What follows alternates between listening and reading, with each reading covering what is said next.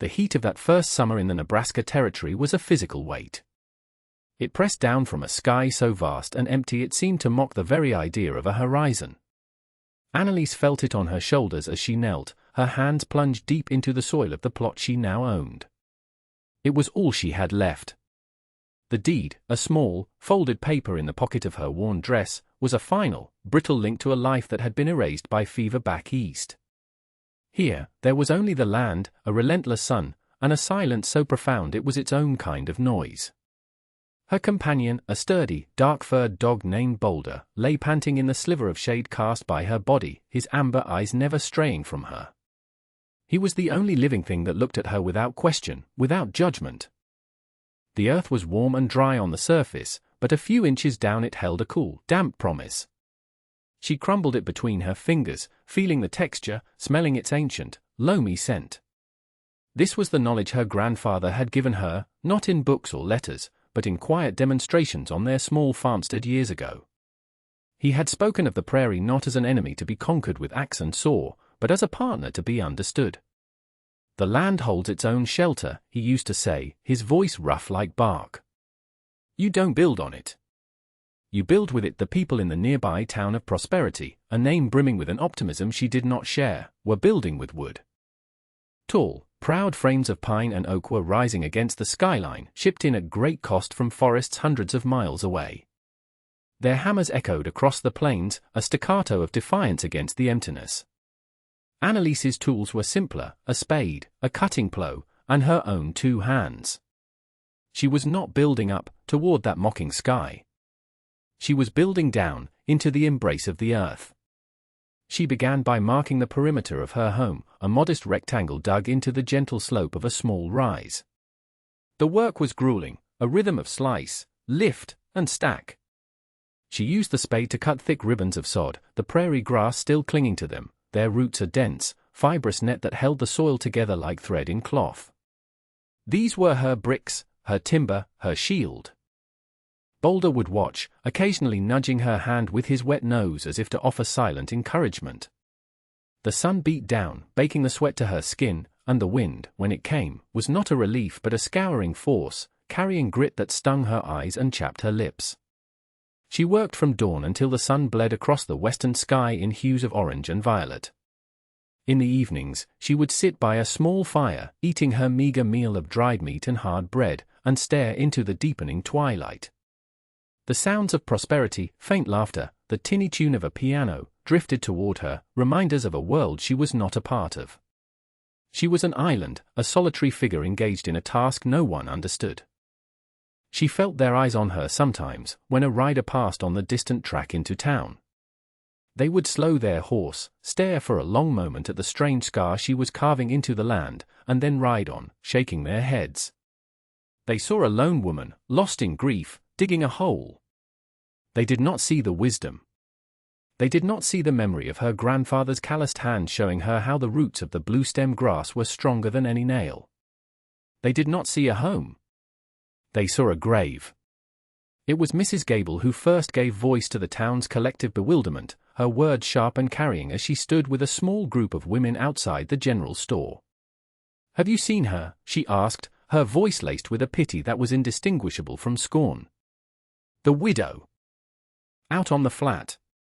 She's digging. Building her house out of mud, like some kind of animal," the other women murmured, their expressions a mixture of curiosity and distaste. The sentiment spread through Prosperity like a fever. Annalise's project became a local spectacle, a source of crude humor and dark speculation. Men would ride out on Sundays, ostensibly to hunt, but really to gawk at the low, earthen walls slowly rising from the prairie. They called it the Dirt House, or Annalise's folly. The town's most influential man, Mr. Sterling, a banker who had financed nearly every proper wooden structure in Prosperity, felt it was his civic duty to intervene. He rode out one sweltering afternoon, his fine horse kicking up dust. He dismounted, removing his hat and wiping his brow with a clean handkerchief. He began, his tone patient, as if speaking to a child. "I don't mean to intrude. But the town is concerned. A woman alone. This is no way to build. It's not safe. It's not." Civilized Annalise did not stop her work. She simply paused, a heavy brick of sod in her hands. "It is safe, Mr. Sterling. It is the oldest way." He gestured vaguely toward the town. "We have lumber. Good, strong American lumber. I can approve a loan. We can have a crew out here tomorrow, put up a proper frame for you." His offer, meant as kindness, felt like an insult. It implied her knowledge was worthless, her labor a pathetic display. "Thank you, sir," she said, her voice even and calm, betraying none of the exhaustion in her bones. "But my home is already framed." She placed the sod brick carefully onto the wall, fitting it snugly against the others. Mr. Sterling stared, his face a mask of disbelief. He saw no frame, only packed earth. "This is madness," he muttered, more to himself than to her. He mounted his horse, a deep frown creasing his brow. "Don't say you weren't warned." As he rode away, his back ramrod straight with indignation, Annalise felt a profound sense of isolation settle over her. She was not just alone, she was an outcast. The wall of social silence that rose around her was as real and solid as the earthen walls of her home. When she walked into Prosperity for supplies, conversations would halt. Mothers would pull their children closer, as if her peculiar grief were contagious. Mrs. Gable would watch her from the porch of the Mercantile, her lips pursed in judgment, a silent broadcast of disapproval that infected everyone around her. Annalise bought her flour and salt, endured the cold stares and whispered comments, and walked back to her plot of land, the distance between her and the town growing wider with each step. Only one person offered any hint of warmth. Martha, an old woman who had lived on the plains for decades, longer than Prosperity itself had existed, would sometimes be sitting on a bench as Annalise passed. She never spoke, but she would meet Annalise's eyes and give a slow, deliberate nod. It was a small gesture, but in the vast emptiness of her social world, it felt like a lifeline. It was a nod that said, "I see you. I understand." The construction of her home continued. It was a soddy, a dugout burrowed into the earth, its roof thick with the same living prairie sod, vibrant with wildflowers. From a distance, it almost disappeared, becoming part of the landscape itself. Inside, the air was cool and smelled of damp earth and drying herbs. The thick walls muted the constant whine of the wind, creating a pocket of profound peace. While the townsfolk slept in their wooden houses, which creaked and groaned with every gust, Annalise slept in the quiet, steady embrace of the ground. Boulder, curled at her feet, was untroubled by the noises of the night. Her isolation was complete, but it was not lonely. It was a state of communion with the land, a deep listening that the people of Prosperity, with their loud hammers and louder opinions, could never hope to understand. They were celebrating the completion of a new town hall, a grand, two-story wooden edifice that stood proud and tall, the very symbol of their dominance over the prairie. Mr. Sterling gave a speech about progress and permanence. Annalise heard the faint cheers on the wind and continued to pack mud into the gaps in her walls, her hand steady, her purpose clear. Summer deepened, and a strange stillness fell over the plains. The air grew thick, heavy with a moisture that offered no relief from the oppressive heat. The sky at dawn and dusk began to burn with unnatural colors, sickly yellows and bruised purples that made the horizon look like a fresh wound. The birds fell silent. The insects hummed with a frantic, nervous energy. Annalise felt the change in her bones. She recognized the signs her grandfather had taught her to read, the subtle language of a sky preparing for violence. He had called it a breathing in, the great, deceptive calm the world takes before it unleashes its fury. The sky will lie to you, he had warned. It will look peaceful. But the land always tells the truth. She saw the truth in the way the grasses stood perfectly still, as if holding their breath. She saw it in the agitated pacing of Boulder, who whined softly and stayed close to the door of the soddy, his senses picking up tremors she could not perceive. She began to work with a new urgency, not building, but reinforcing. She packed more earth onto the low-angled roof, ensuring it was a seamless part of the hill. She checked the heavy wooden door and the small, deep-set windows, making sure their seals were tight. The people of Prosperity noticed nothing. They complained about the heat, fanned themselves on their porches, and planned their annual Founders' Day picnic. Their tall wooden houses, baking in the sun, were ovens. Their confidence was absolute, their faith in their construction unwavering. Mrs. Gable remarked to a neighbor how pitiful it must be for the widow, living in a damp hole during such a humid spell. Mr. Sterling, looking at the cloudless sky, declared it perfect weather for the upcoming celebration. Annalise watched the western horizon, where a line of clouds, dark as slate, was beginning to gather. It was low, almost invisible, but it was there. A patient, gathering threat. She brought her few precious belongings deeper into the soddy, secured the door, and sat in the cool, dim interior, waiting. The world outside held its breath, and she held hers with it. The day of the picnic arrived under a sky the color of old brass. A greasy, yellow light filtered down, making everything look jaundiced and strange. The air was dead. Not a leaf stirred. In Prosperity, the townsfolk ignored the ominous stillness, attributing it to the heat. They gathered in the square, spreading blankets and unpacking baskets, their laughter sounding unnaturally loud in the oppressive silence. Then, in the mid-afternoon, the silence broke. It was not a sound at first, but a feeling, a low vibration in the ground, a pressure change in the air that made the ears pop. A low, distant rumble began, a sound that was not thunder. It was a growl, deep and guttural, the voice of something immense and alive. Heads turned toward the west. The slate-dark line of clouds Annalise had been watching had exploded upward, churning into a monstrous, greenish-black wall that was now blotting out the sun. The temperature plummeted. The picnic was forgotten. A panicked cry went up as people scrambled, grabbing their belongings, their faces etched with a confusion that was quickly turning to terror. The growl intensified, becoming a roar. And then they saw it. A dark funnel descending from the belly of the cloud, writhing like a serpent. It touched the ground miles away, a thin, grey finger, and then it began to swell, growing wider, blacker, angrier. It was moving toward them. The pace of the narrative quickens here, the sentences shortening, becoming frantic. Panic erupted. People ran. They fled to their homes, their strong, wooden houses, slamming doors and bolting windows against a force that could not be bolted out. The roar became deafening, a physical assault of sound that drowned out every scream. Annalise, inside her earthen shelter, heard it coming. The ground trembled. The air pressure dropped so intensely she felt it in her lungs. Boulder whimpered, pressing his body hard against her leg. The light from her small window vanished as the sky went black. The roar was no longer a sound, it was the world ending. It was the shriek of 1,000 nails being torn from wood, the explosion of glass, the splintering of beams, the final, desperate cry of a town being erased from the face of the earth. The aftermath was silence. A silence more profound, more absolute than any she had ever known. The roaring had ceased as abruptly as it had begun, leaving a vacuum in its wake. For a long time, Annalise did not move. She sat in the cool, earthen darkness, her arms wrapped around her trembling dog, listening to the frantic beat of her own heart.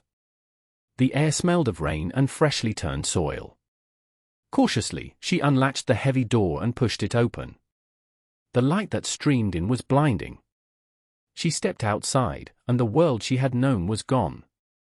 Where the town of Prosperity had stood, there was now only a field of wreckage. Splintered wood, shattered furniture, and shredded belongings were strewn across the prairie for as far as the eye could see. The proud, two-story town hall was a pile of kindling. The church steeple lay on its side, snapped like a twig. Not a single house remained. Not one. It was a scene of total, biblical devastation. And in the middle of it all, nestled into the gentle slope of the rise, her home stood untouched. The wildflowers on its roof were ruffled, but they were still there. It looked less like a house and more like a natural hill, a part of the enduring landscape that had simply shrugged off the storm's fury. The sun, breaking through the tattered clouds, cast a golden light on the single, solitary point of survival. She stood there, a lone figure in a world scrubbed clean, the quiet architect of the only thing left standing. Boulder sat at her feet, his tail giving a weak, uncertain thump against the ground. The great, boastful noise of Prosperity was over. All that remained was the whisper of the wind through the resilient prairie grass and the quiet, unshakable truth of the earth. Slowly, figures began to emerge from the debris. They were dazed, bleeding, covered in mud and grime. Survivors crawled out from under collapsed walls and from the muddy ditches where they had thrown themselves. Their faces were masks of shock and disbelief. They looked at the empty spaces where their homes and lives had been, their expressions hollow. Then, one by one, their gazes turned toward the rise. They saw her. They saw her home. A collective, unspoken gasp seemed to ripple through the small group of survivors. They stared, unable to comprehend the sight. The dirt house, the object of their ridicule, the symbol of her supposed madness, was the only shelter the storm had not claimed. Mr. Sterling was among them, his arm held at an awkward angle, his fine suit in tatters. He stumbled toward her, his face pale, his arrogance stripped away, leaving only a raw, wounded humility. He stopped a few feet from her, his eyes fixed on the low, solid walls of her home. "It's standing," he whispered, his voice cracking. He looked from the house to her, and for the first time, he saw her not as a foolish widow, but as a prophet. We thought we knew," he stammered, his gaze falling to the ground in shame. "We built so high." So proud. Mrs. Gable was there too, her face streaked with tears and dirt, her usual air of superiority completely gone. She couldn't speak. She simply stared, her mouth agape, at the structure she had dismissed as a gopher hole. Annalise looked at their broken faces, at the ruin of their pride, and felt not triumph, but a deep, aching sorrow. "There is room," she said softly, her voice carrying in the stillness. "Come inside. Come and rest." She held the door open, offering sanctuary to the very people who had scorned her. One by one, they shuffled forward, their heads bowed, and entered the cool, quiet safety of the earth. In the years that followed, the town of Prosperity was reborn, but it was not the same. The memory of the great storm was seared into its soul, a permanent lesson in humility. They did not rebuild with the same arrogant height, the same misplaced faith in sawed lumber. The new town that rose from the plains was different. It was lower, wiser. Many of the new homes were built as Annalise had built hers, dug into the hillsides, their walls made of thick sod, their profiles hugging the earth. They learned from her, coming to her not with pity or scorn, but with a quiet, desperate respect. She taught them how to read the sky, how to listen to the land, how to cut the sod bricks and lay them in a way that would withstand the prairie's fury. Her home, Annalise's Folly, became a landmark, a revered monument to the wisdom they had once mocked. She was no longer the town outcast, she was its anchor, its conscience. Mr. Sterling, his arm healing but his spirit forever changed, became her greatest advocate, ensuring the lessons of 1885 were never forgotten. He often spoke of the irony. "We called our town Prosperity," he would say to newcomers, his voice heavy with reflection. "We thought it meant buildings and money and pride. We learned it means having the wisdom to bend, not break. It means knowing the difference between a house and a shelter." Annalise never married again, but she was never alone. The community she had been shut out of eventually became her family, bound to her by a shared catastrophe and a common, hard-won truth. Her legacy was not written in books or carved on stone.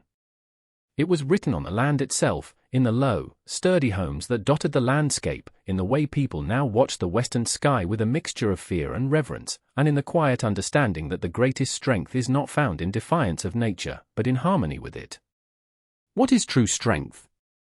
Is it the towering oak, whose rigid branches snap in a gale, or is it the humble blade of grass, which bends flat to the ground and rises again when the storm has passed? The people of Prosperity thought strength was in the height of their walls, the precision of their saws, the cost of their lumber. They built monuments to their own ambition, seeking to impose their will upon a land that was ancient, powerful, and utterly indifferent to their plans. They learned that what they called strength was merely brittleness. Annalise understood a different kind of power. It was the strength of yielding, the resilience of humility. Her home was not an act of defiance against the prairie, it was an act of partnership with it. It did not stand against the wind, it joined the earth and let the wind pass over. In the end, what we build is a reflection of what we believe. Do we build from a place of pride, believing we are masters of our world? Or do we build from a place of wisdom, knowing we are but a small part of it? If you were there, standing in the wreckage of a world built on arrogance, looking at the one humble shelter that remained, what would you have concluded? The prairie holds that lesson still. It waits patiently, under that vast and endless sky, for anyone quiet enough to listen. It reminds us that true shelter, the kind that endures, is not always found in what stands tallest, but in what has the wisdom to lie low and hold fast to the earth.